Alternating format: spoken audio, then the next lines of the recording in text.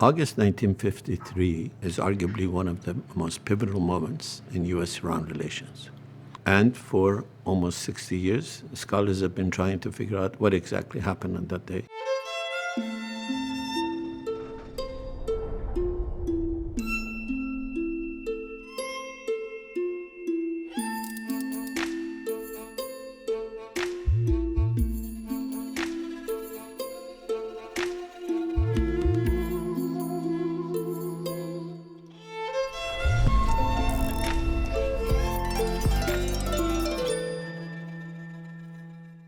I think there's something of a consensus that what happened in August 1953 is a pivotal moment, not just in Iran's history, but in the U.S.-Iran relations.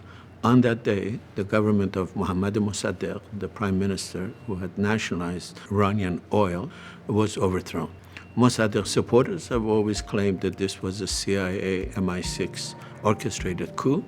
The Shah and his supporters have said that it was a national uprising trying to stop a communist incursion into Iran and overthrow an incompetent government. For almost 60 years, scholars have been trying to figure out what exactly happened on that day. Which of these two narratives tells the more accurate version of history? Now at Stanford, we have the Zahedi family collection of papers, which is about 1 million pages of one of the most remarkable and indispensable collection of documents, many of them relevant to August 53. We have the notes of General Zahedi, who actually was the mastermind of the overthrow and became the prime minister for the next 2 years. We have some of the letters written to him, some of the notes in his office. There is a page in there in green ink that gives the names of a number of clerics, top clerics, and a number of top journalists, and amounts of money paid to them.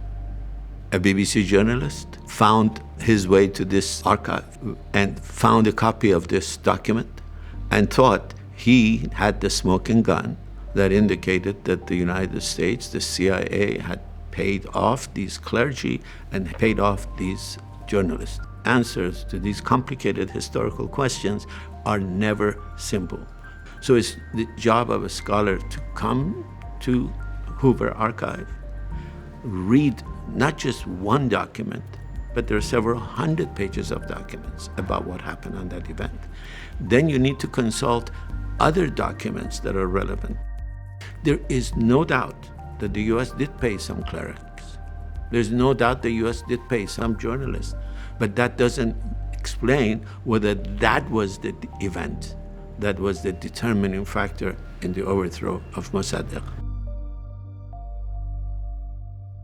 It is up to you to do the discerning work, to do the due diligence, and find out the story behind each document.